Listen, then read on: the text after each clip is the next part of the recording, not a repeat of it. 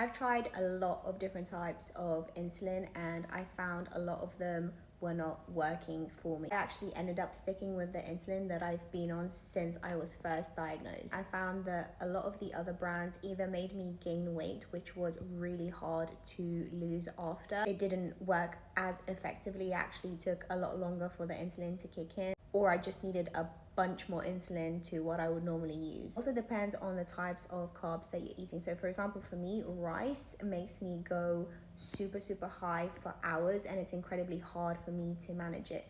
Whereas things like potato or bread, I handle very well. And typically, let's say I'm about to eat a meal that has 80 to 100 grams of carbs in it, I would take my insulin about maybe 25-30 minutes beforehand in a fast acting area. So I wouldn't use my legs or my bum because insulin will just take so much longer to kick in. I would use my arms or my belly. So if you're thinking about the types of carbs that you're having, if you're having rice, then you should be taking your insulin about half an hour beforehand. Say for example, you're having something like quinoa or a sweet potato or boiled potatoes, then you'd be absolutely fine to inject in your thighs or your bum half an hour before. So let's say I wake up and I'm like, you know what, today I fancy a cheat day. If I haven't taken enough Levemir in the morning, I will do another shot of Levemir. So for example, right now I take 30 units of Levemir in the morning,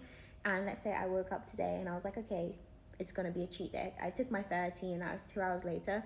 I will do another 15 to 20 units of Levemir and then do my Nova Rapid on top of that, depending on what I'm eating. And that way I've given myself slow acting insulin in the background, which will help with the, which you know what I'm talking about. The other thing you might have to consider if you are taking a lot of insulin and you've got constant high sugars is, are you stressed? Are you going through something in your life that's putting a lot of pressure and stress on you? Because stress and high emotions, whether they're good or bad, really does affect our blood sugar levels. Are you ill at the moment? Sometimes it's not just about what we eat and how much insulin we take, it's also what else is going on in our life that affects our glucose, unfortunately.